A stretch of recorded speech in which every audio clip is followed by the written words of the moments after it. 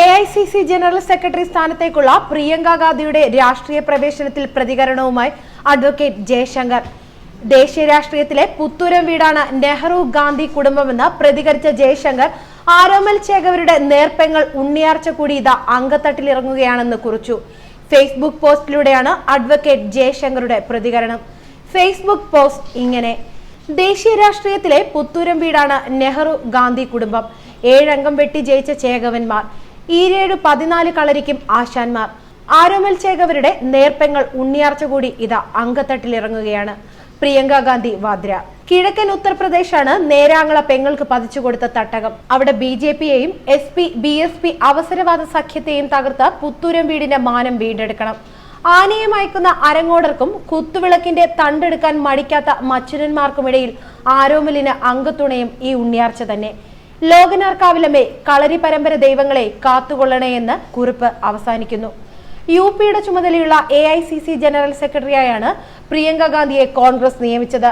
അടുത്ത മാസം ആദ്യം പ്രിയങ്ക ചുമതലയേൽക്കും.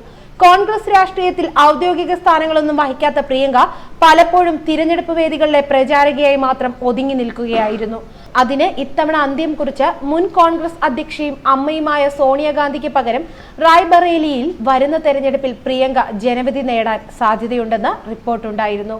പ്രധാനമന്ത്രി നരേന്ദ്രമോദിയുടെ മണ്ഡലമായ വാരണാസി ഉൾപ്പെടുന്ന കിഴക്കൻ മേഖലയുടെ ചുമതലയാണ് പ്രിയങ്കയ്ക്ക് കോൺഗ്രസ് നൽകിയിരിക്കുന്നത്.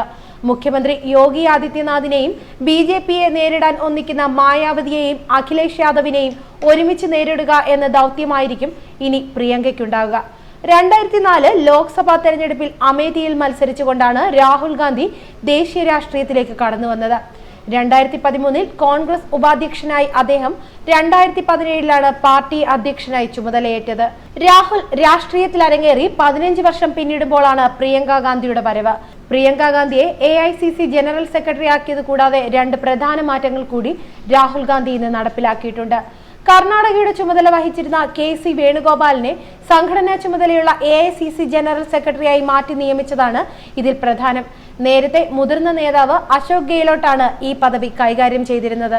അദ്ദേഹം രാജസ്ഥാൻ മുഖ്യമന്ത്രിയായി ചുമതലയേറ്റ സാഹചര്യത്തിലാണ് പകരക്കാരനായി താരതമ്യേന ജൂനിയറായ KC വേണുഗോപാൽ എത്തുന്നത്.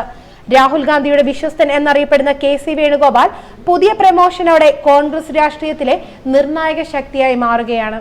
കിഴക്കൻ UPയുടെ ചുമതല പ്രിയങ്ക ഗാന്ധിക്ക് നൽകിയ രാഹുൽ പശ്ചിമ UPയുടെ ചുമതല ജ്യോതിരാദിത്യ സിന്ധ്യയ്ക്കാണ് നൽകിയിരിക്കുന്നത്. ന്യൂസ് ഡെസ്ക് മലയാളി വാർത്ത.